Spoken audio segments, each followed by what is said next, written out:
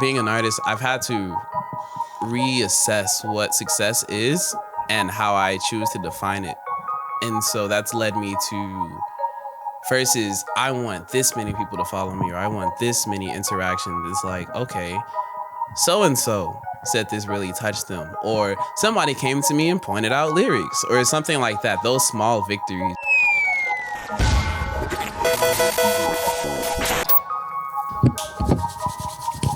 Welcome back, everybody, to another episode of the Soul Serum podcast. I am your subservient to the Matrix host, Clay Bonine.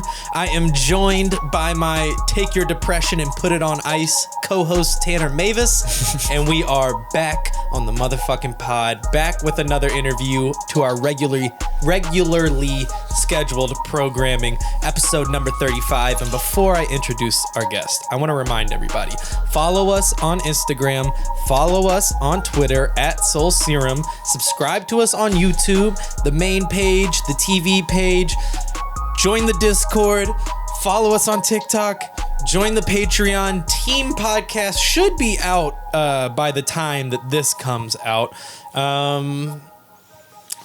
I think that's it. I feel like I'm saying a lot when I I'm about to say we need to make that more concise. I think that was a perfect intro. You think it was good? Yeah, the intro was fine. I'm just saying, as far as like our plugs and plugs, socials, like, yeah. Are people really gonna go follow us on 10 different things? They should. They should. They should.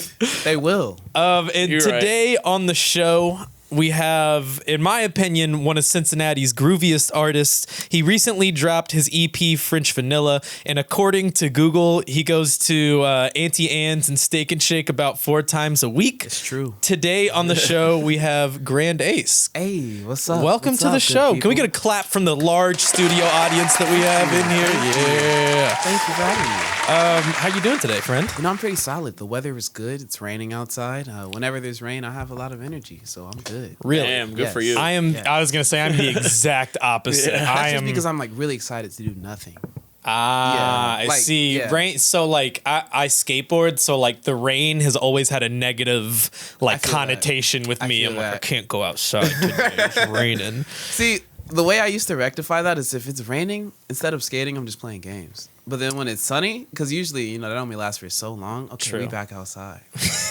We back outside. All right. Well, let's just start at the beginning here before we get into any of the other stuff here. Will you tell us how you got into music and when did you start taking it seriously? Yeah, so music has always been surrounding me since I was in the crib because my mom and my dad, they were really heavy in music, like at birth. And my mom do they play or are they just like big fans? Yeah, so my dad, he would do a little writing and he would just like a big music head. And my mom was a like singer, songwriter. And she would travel and perform with like jazz bands and just different bands at different venues.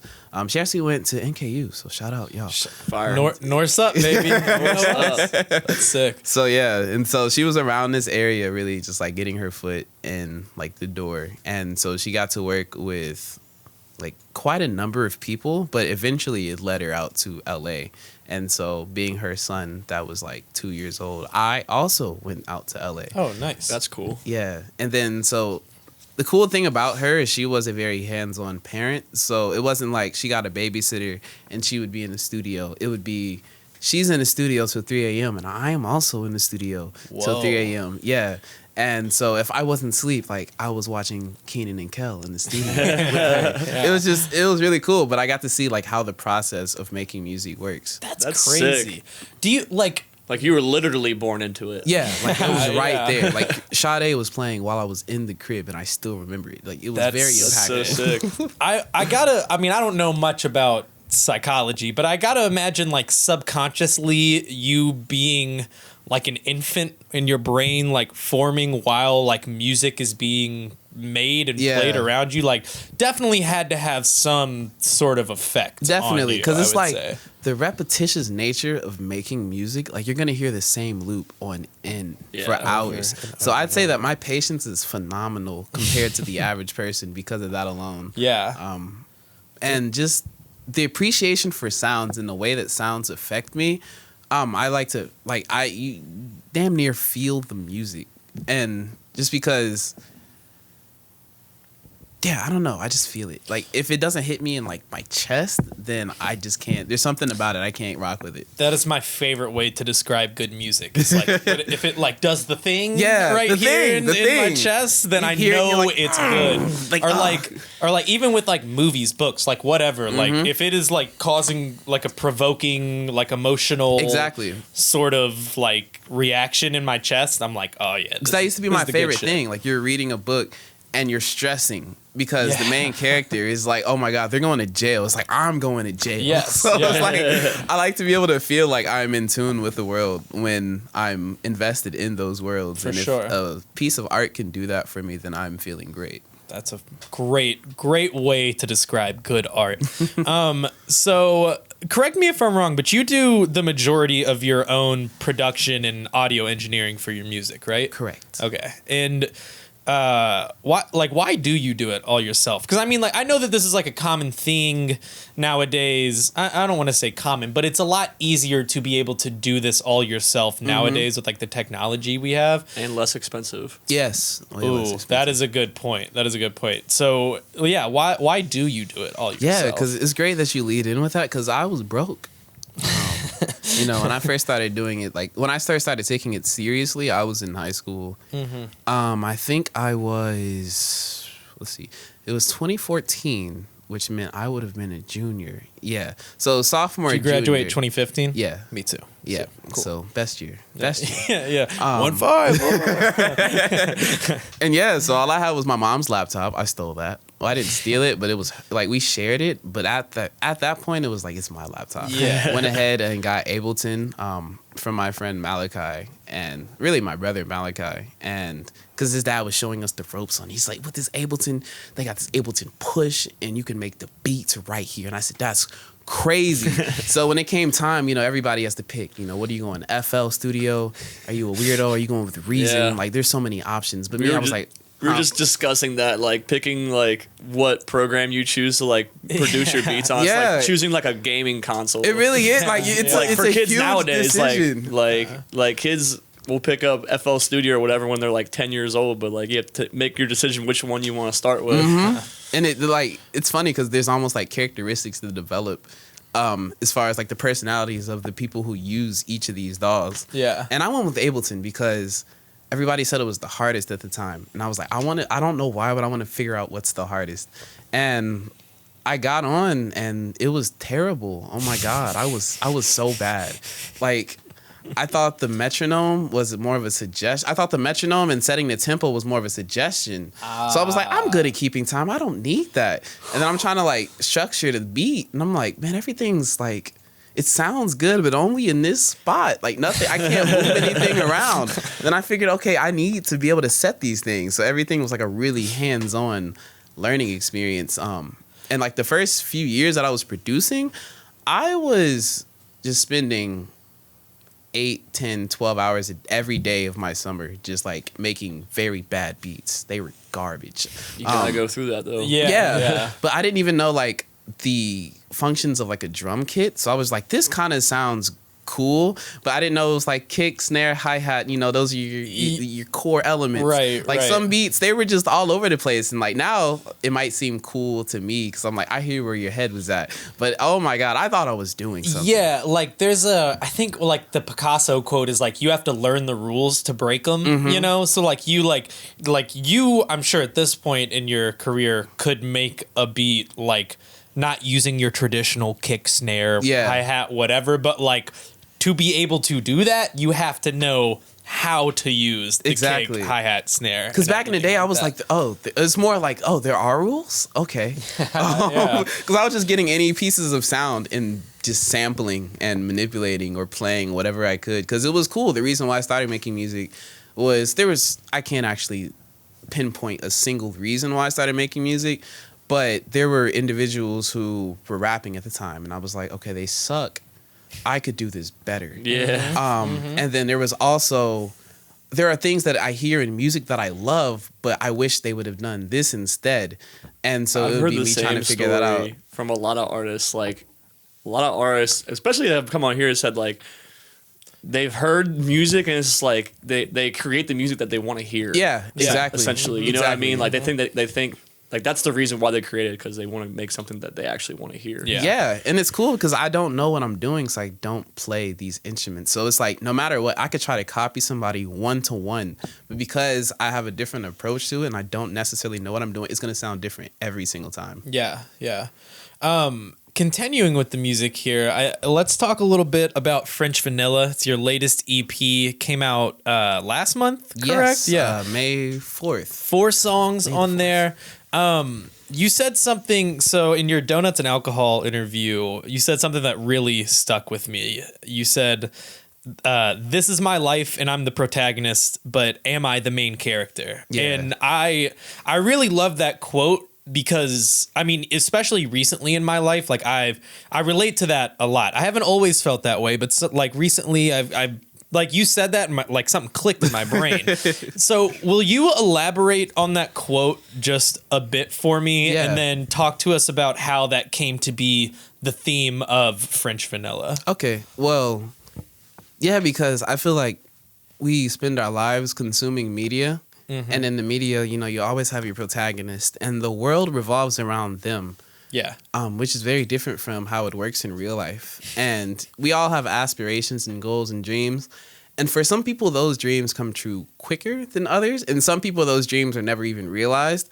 And it makes me think, like, okay, I see myself as being important. Like, I know in the grand scheme of things, you know, not necessarily important, but like for me, I'm like, I'm pretty important. Mm-hmm. And it just makes me wonder, like, are the things that I'm inspiring to achieve, like, are they actually meant for me, or is that meant for like a main character, and then I have like this secret supporting role? But then it's like, damn, because like this is my life, so I want to be the main character in my own story. Like, I don't want to be the main character in everybody's story, but at least for my story, I would really like to be, you know, the universal, or like the essential force that's driving the story, versus just supporting another person. And like that's my sole function. Like some people in high school, they graduate, they peak in high school, and their best thing that they do is they make the best Jello.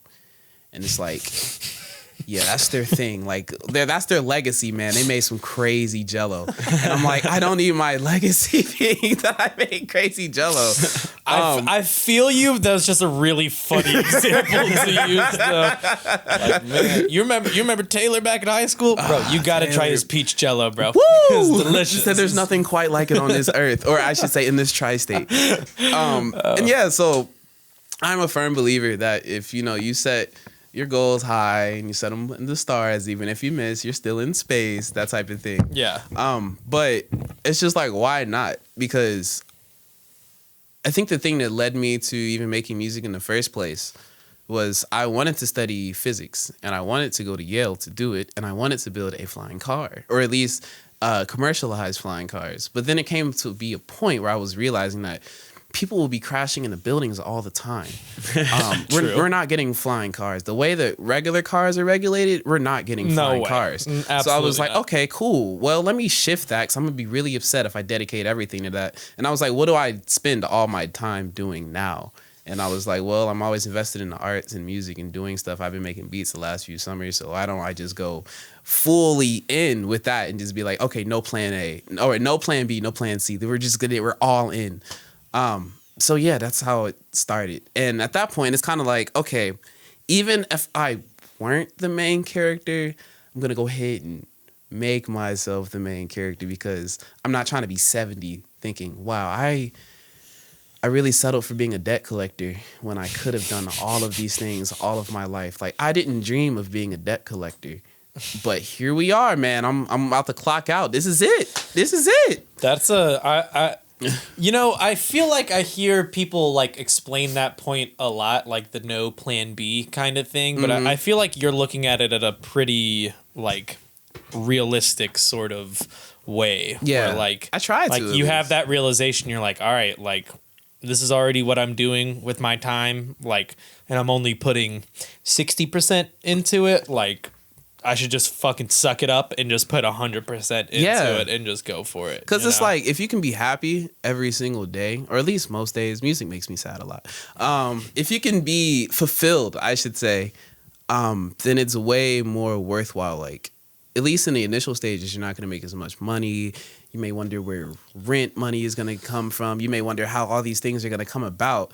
But at the end of the day, you know that long term, the payoff could be so much greater. Yeah. And the way art is amazing because it's like nobody cares about you and nobody cares about what you're doing.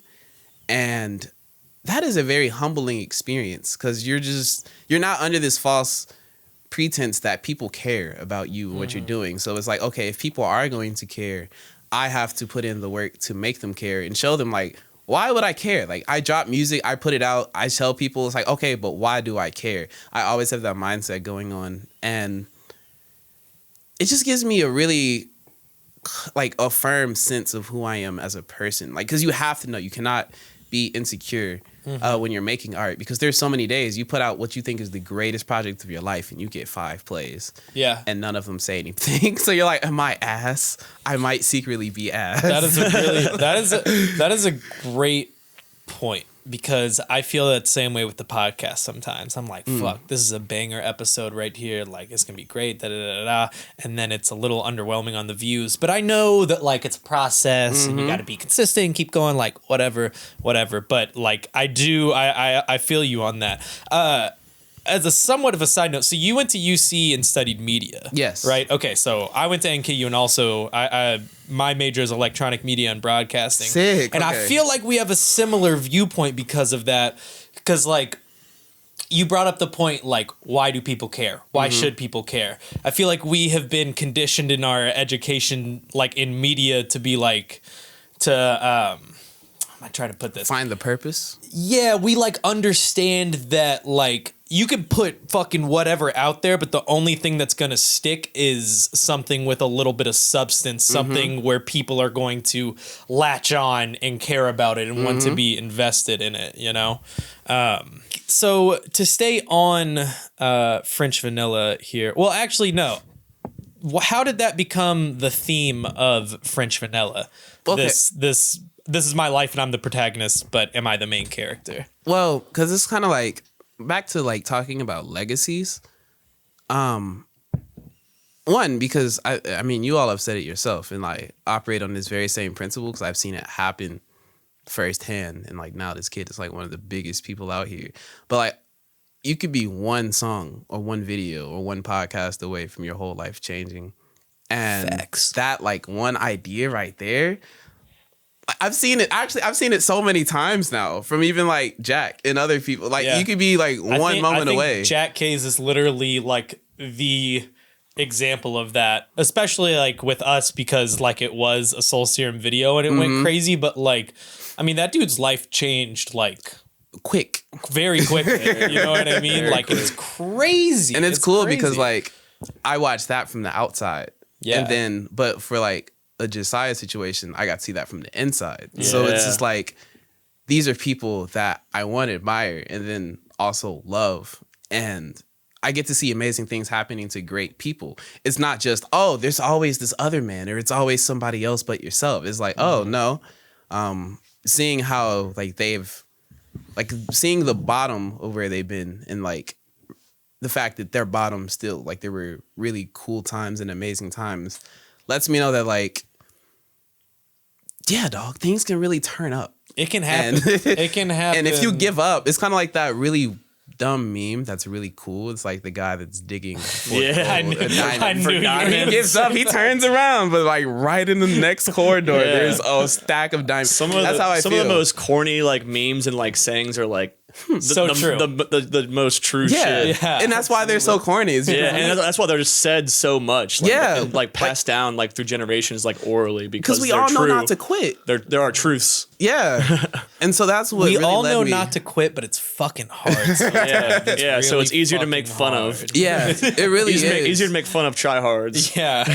And that's what really made me like sit down for French Vanilla because like being an artist, I've had to reassess what success is and how I choose to define it And so that's led me to first is I want this many people to follow me, or I want this many interactions. It's like, okay, so and so said this really touched them, or somebody came to me and pointed out lyrics, or something like that. Those small victories really, if you redefine your victories to be those smaller victories in time, you're able to more so stepstone the amazingness, and you're not bent out of shape because you still have a less than sign next to your plays for your project. It's like, okay, but who cares? And the cool thing is, like, as far as legacy goes, you're just leaving behind gems that people can go back and revisit. Because another thing is, I don't want to blow up and then, okay, what are you going to do next? What are you dropping? You have like 4 songs out. You really got to follow up on this. It's like, if I do blow up, it's like, okay, cool. Well, I have all this we could check out, and I'm also releasing more stuff. And it's like, if I don't blow up and it's a steady growth, even better, because like there's this long line of work to delve into. And then diehard fans can go back and like watch the growth and see like, oh, okay, he made a step up here, and then the production's better here, and this and that. Like, that's what's really fun for me about Odd Future and Gambino and other individuals. Like, bro, that like late middle school, early high school, Odd Future, skating with your friends, listening to Odd Future, watching it happen, being like angsty, like fuck Tyler's dad, I hate this shit, hating Steve Harvey for no reason. Yo, I really was one of those kids who like, man, fuck Steve Harvey, man. I don't even know what Steve Harvey does. I have no idea who he is. All you know, it's his smiling at mustache. Harvey. He messed with the wrong people. But you're right, like we got to watch Bastard to Goblin, Goblin to like the Odd Future mixtapes, and then to Wolf and all of that. Like, and it's really cool. And what's even funny, like for me personally, as a Tyler the Creator fan and an Odd Future fan, like I fell off a little bit right around Cherry Bomb, and I was just like, I have this problem where like I don't like certain things because of insufferable fan bases, and right around Cherry Bomb I was just like, I hate Odd Future fans, like you all are so whack, you're so late, and this is just like me in my own head. And then like I took a break, and then Flower Boy comes out, and I'm like, oh my god, like he's finally making the music that he's always wanted to make. You know, that is the coolest thing about the last 2 Tyler albums to me, is that because if you watch all his like older interviews, he always talks about listening to this jazzy, like soul groovy music, and then Flower Boy he does like a clean version of it, and then Igor he's just like, fuck it,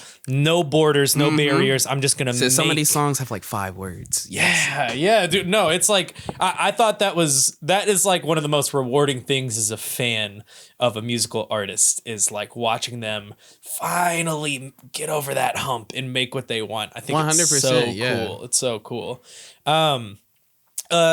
Keeping with the EP here, did you go about making this EP purposefully, or did you just have like, were you just making some of the songs and you were like, okay, I think I can probably make something out of these? Yeah, so that's the cool thing.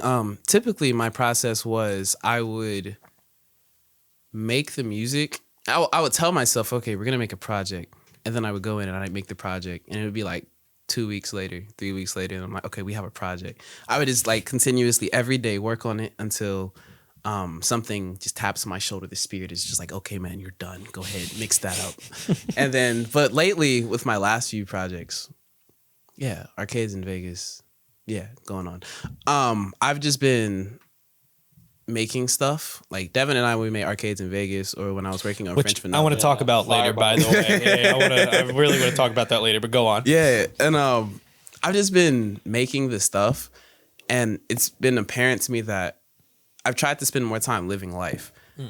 People hate collaborating with me for the most part, because, okay, not people. One person that I love dearly, Roberto, every time he comes over, he's like, all right, let's get to this music. And I'm like, nah, man, let's like go outside, or like let's watch some TV, man. Let's do something cool. Because I want to live life. Like if I'm not a studio, I am a studio rat, but I'm not, because if I don't have life that I've lived, I don't have anything to talk about. I don't have new experience I want to get off my chest. I can't even like imagine new things that I want to talk about, because I've just been in a studio box all day. Right.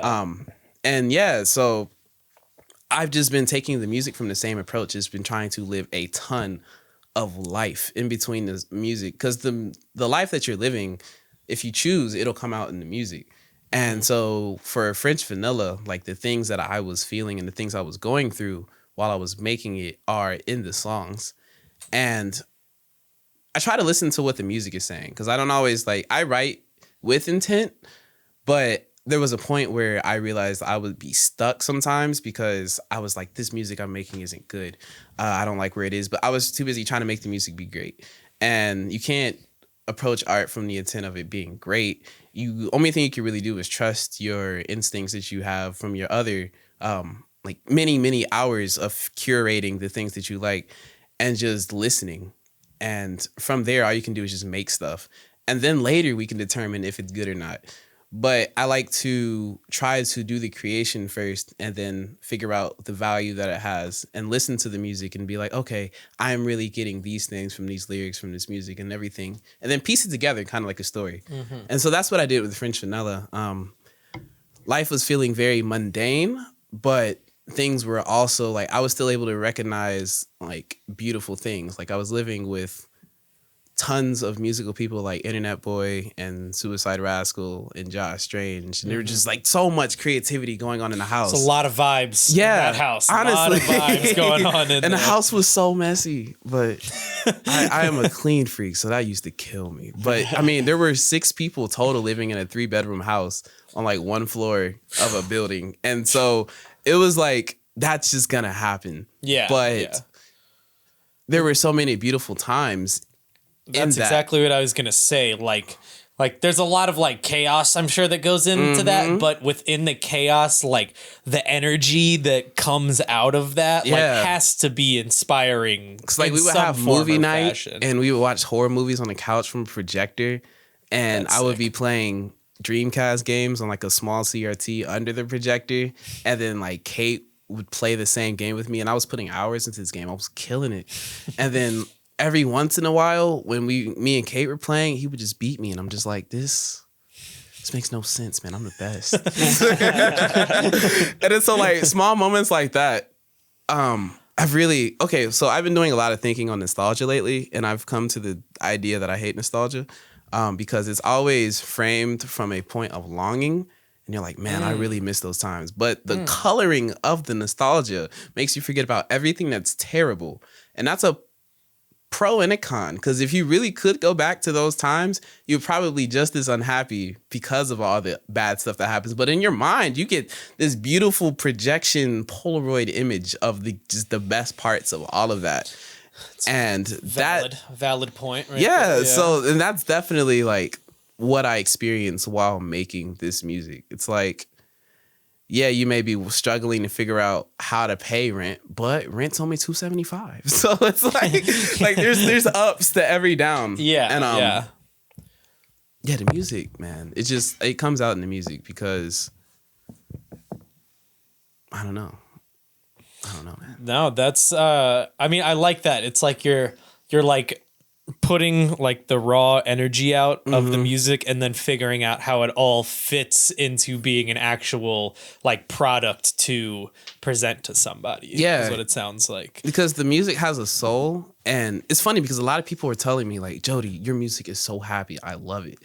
And I look at the lyrics and I'm like, I'm complaining about a lot of things. And the fact that you can still perceive joy from that, and like you still look at me as a joyful person, that for me is beautiful. Because like the song Hey Ya, everybody's like, oh my God. About to say that. Yeah. I was literally just about to say that. Like that's one of the happiest songs you could ever hear, like in any environment, at a wedding. Yeah. Like wherever. Like everybody's so happy when that song comes on. But like the lyrics are, it's like one of the saddest songs. It's extremely sad. Like it's crazy. And I feel like if you're able to have that duality in your music, then you can do some really cool things and even play with the perception of how your music is perceived. Lastly, on about French Vanilla, It sounds like your production is like really tight on this EP. And what I mean by that is like in all of these songs, there's a lot going on, but it doesn't necessarily feel like busy or out of place. I like to call it like controlled chaos almost, or layered chaos kind of. Do you think this project is like a step up in terms of quality and skill for you? I think so, because the thing is, I made the music for this like the end of 2019, beginning of 2020. I'd say, wait, did I? No, I think this might have been January at the latest of 2020. And so for the time, these were like, in my opinion, some of the best songs that I'd ever written. I'm like, okay, these songs right here, I might never top these. But because it's been so long and I spent a year removed from the songs, I now totally don't think they're the best songs I've ever written. But when it comes to everything that I've put out, like there's definitely a level of progression, because in a way they're now my B-sides, but they were once like my S tier songs. Yeah. And that's what I love about the progression of music, is like people perceive it totally different. You're the artist, you live with your music regularly. But the way I've been doing it, like I have a huge backlog of music, but the songs that I am putting out were once upon a time my favorite things ever. Yeah. So I'm operating on the intent that, okay, people are going to hear this and it could potentially have music to soundtrack their lives to, and that it could be something that's once or like later their favorite songs. But then I still get to keep the happiness. It's not like, how am I going to do better than this? It's because in my head, I'm like, I already have. Yeah.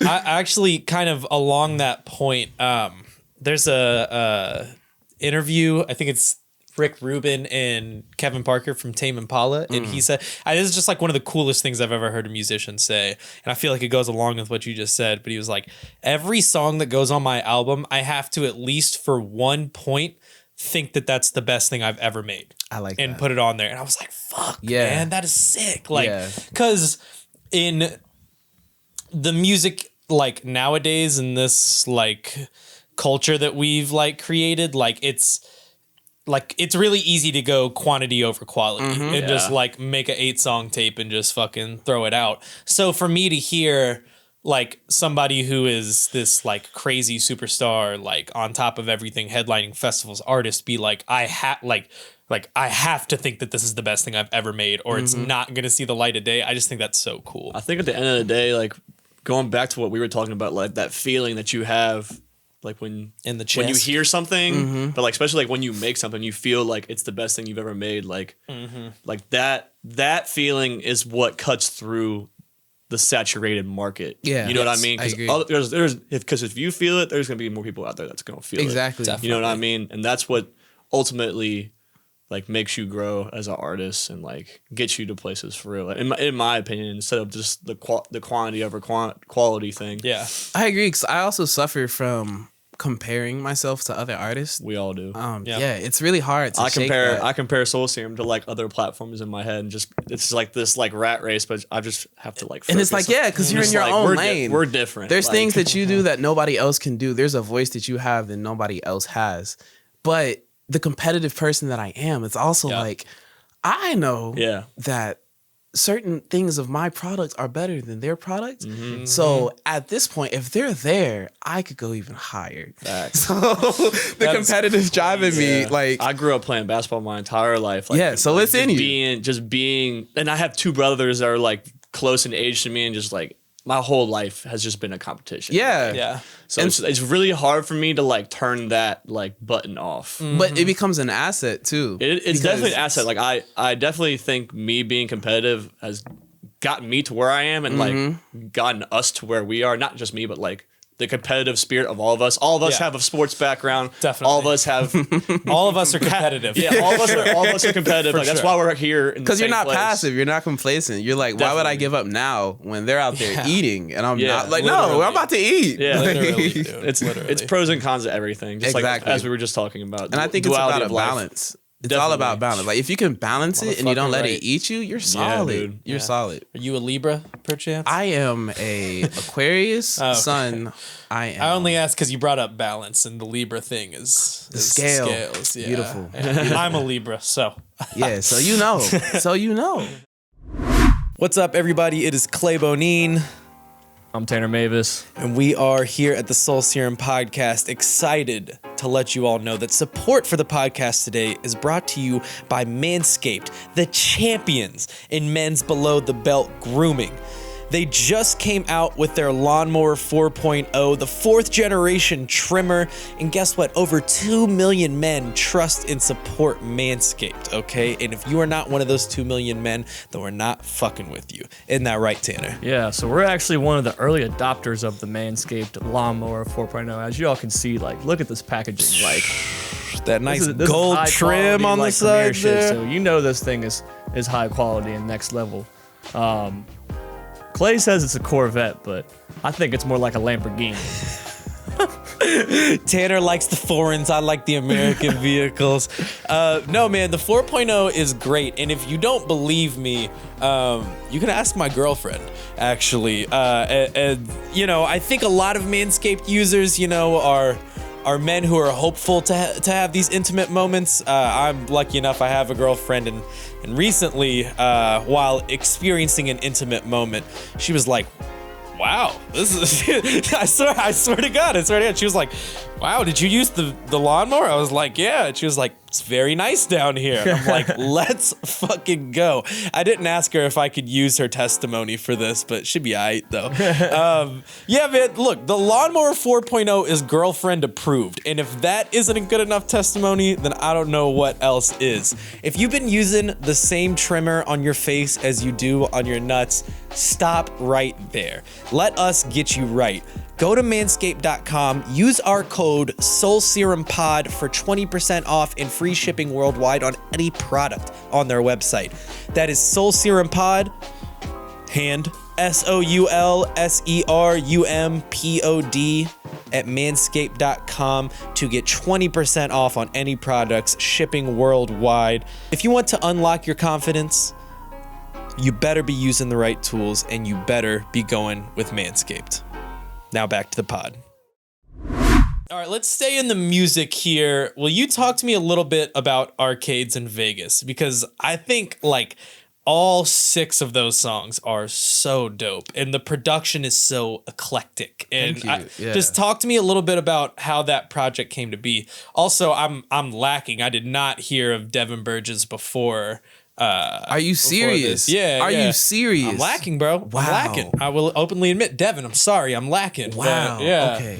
Okay. Yeah, I know who Devin is. Talk to me. Yeah, Tanner knows. Tanner knows. I'm always gonna fall back on the fact that I'm not from here, so like I don't know everything. But no, talk to me a little bit about that because I love the atmosphere that is created on that project, and I think it's hard sometimes for people to create like a world or a reality around a product, and I think that project does it really well. The cover is super fire too, by the way. Cover is super fire. Shout out to Evan is Social on all social medias for the cover. Again, Evan is Social, crazy with it.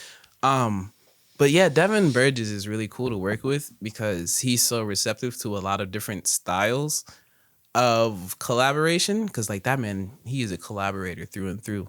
And it's funny, we didn't initially intend on making the project as a project.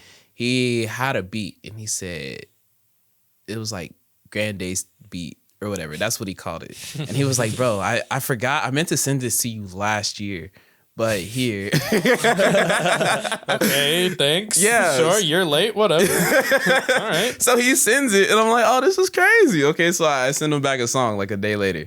And he's like, okay, yeah, that's crazy. It's crazy. But I have this other one. And I was like, oh, okay, cool. Send that. So then he sends it and then I send him back a song like 2 days later. And he's like, we should do an EP. And I'm like, I'm cool with that. Like that would be really cool. Yeah. And that's pretty much how we did it. As he put it, like we Madville the project.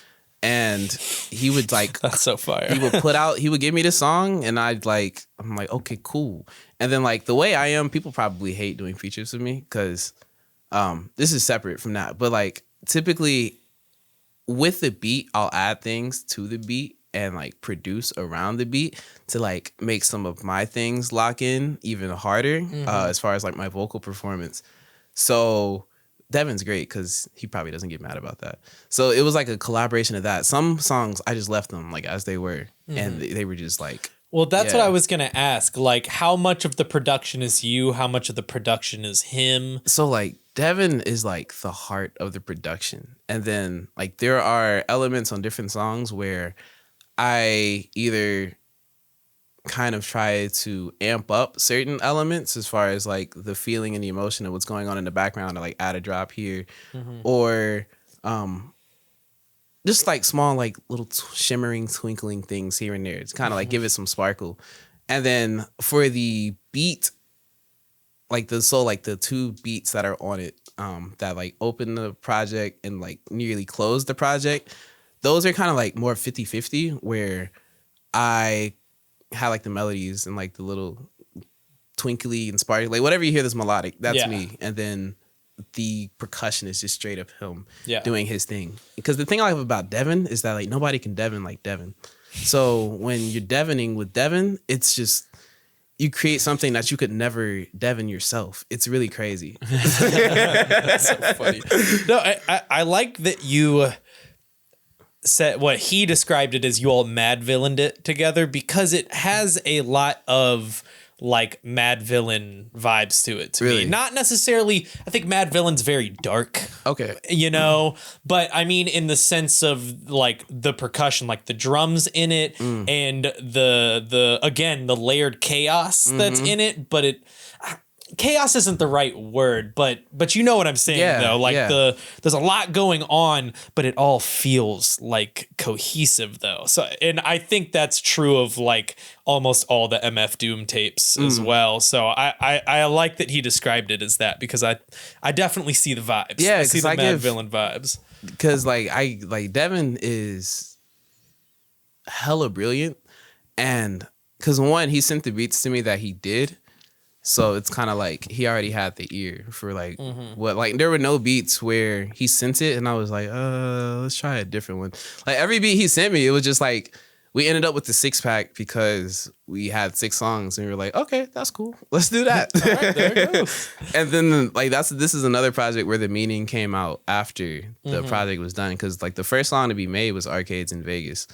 And I don't know, it just felt very arcadey to me. And like, it felt little Las Vegas-y to me. I haven't been to Vegas since I was like 4. I don't know why my parents took me there. Or I went with my dad's side of the family. I don't know why I went, but the lights were beautiful. I couldn't actually go anywhere, but like the hotel and the lights and being there. You ever been to the casino? No, not even now. I'm like 24 now and I still haven't been. But I don't like. Dope. I was just there this weekend. Oh, Casino's tight, bro. See, I don't like gambling though, because it's like, I pay you money for me to lose money? Yeah. I went to the casino and came out positive, and I low-key, I'm just like, I might not ever gamble again. No, for real. I won. If like, you can escape the high, for me. you're solid. I went to this roulette table, and like, I play one, and like, I win. I play the second one, I win, and I just took my chips, and I was like, "Thank you, sir." Yeah, because like, after the third one, they're like, "We got to throw this man out, beat him in the back alley because he's rigging." I was not ready to put my money on the third one and be like, "Oops, sorry." Like, nah, hell no, I'm taking my 2 and going. Yeah, because when you think about it, like Las Vegas, like that joy that you just explained, Las Vegas is really just an arcade for adults. And you're right, absolutely. It's like, it is. and the stakes are high. It's like you play the game, you know, you insert your little quarter, your token or whatever. Yeah. You may win, you may lose, but then that high is like, okay, I want to play again or something like that. Like you get that feel. It's just an arcade for adults. Yeah.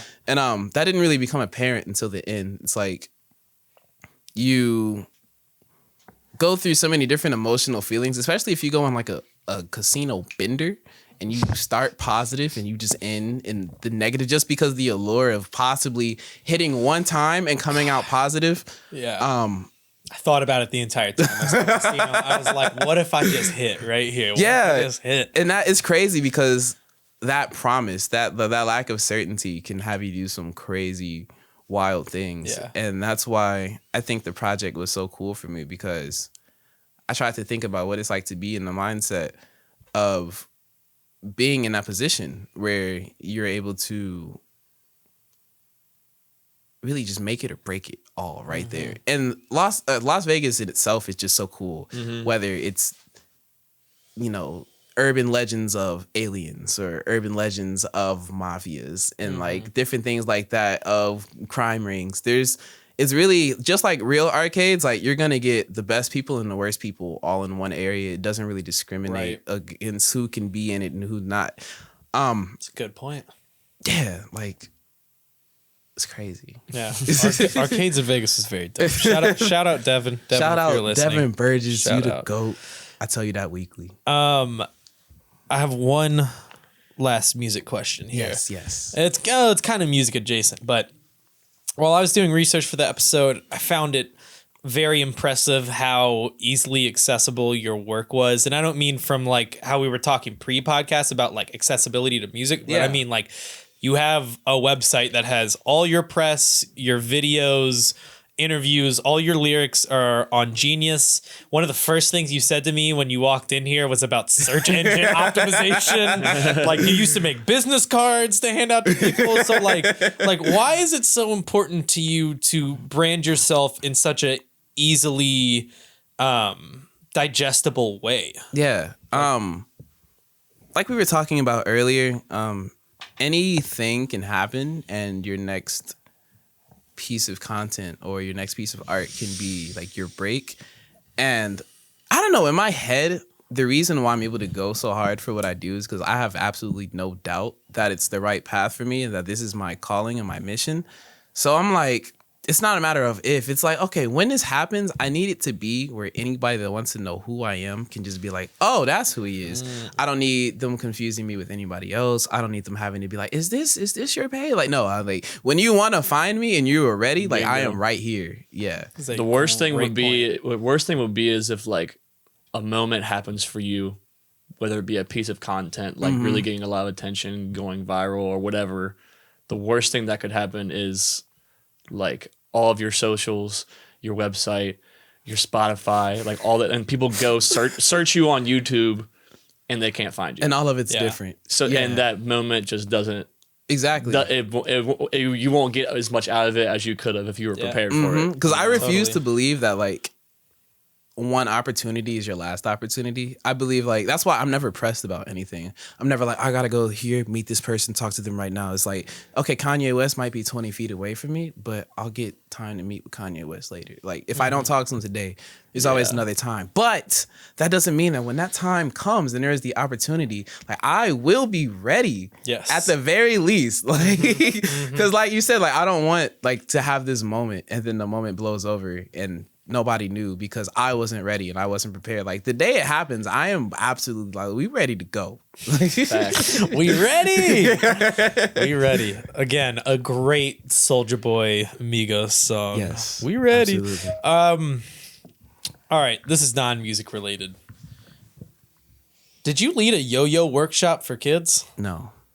Yes. I did. Are you like good at yo-yoing? Like, are you? I am. Do you have tricks? I do. If I had a yo-yo right now, could you do a trick? Do you? Shout out my boy Tez, Station 6 Clothing. Go Station fuck with 6 him. Clothing. Hit me with something, bro. Hit me with something. What you got here? What you got? I'm gonna steal this. You're gonna steal my yo-yo? My power is theft. Oh my god! So I got this one. Oh shit! Okay, all right. It's crazy because I hardly ever yo-yo anymore, but I keep it in the bag. I gotta see it. I gotta see it. Okay. Hit me So with something. if anybody's asking, I don't yo-yo. I refuse to be known as the yo-yo rapper. This has nothing to do with your artistry. Logic is the Rubik's Cube rapper. I'm not Logic Jason in that manner. But I can. So you can do this thing. Yo. That's all I'm gonna do on camera. That's all I needed. That's all I needed. Oh, But I keep that thing on me. Literally, bro. He came in the fucking podcast studio strapped up. It's crazy because I was cleaning out my book bag this morning and I was like, nah, I'm just leave that in there. And then here you go. Asking, see, like I said, when the time comes, I'm gonna be ready. I will be ready for it. Oh my god, I awesome. can't believe that. Well, fuck, man. Shout out Roberto because he's always reminded me of my yo-yo past. I don't do that anymore. But I do it for the kids because yo-yoing is I feel like yo-yoing is a great learning tool for life. It teaches you not only how to not become comfortable with instant gratification, but it teaches you how to visually be able to see your progress. Because it's like you hit a trick that you've been trying for 4 hours and it's right there in front of you.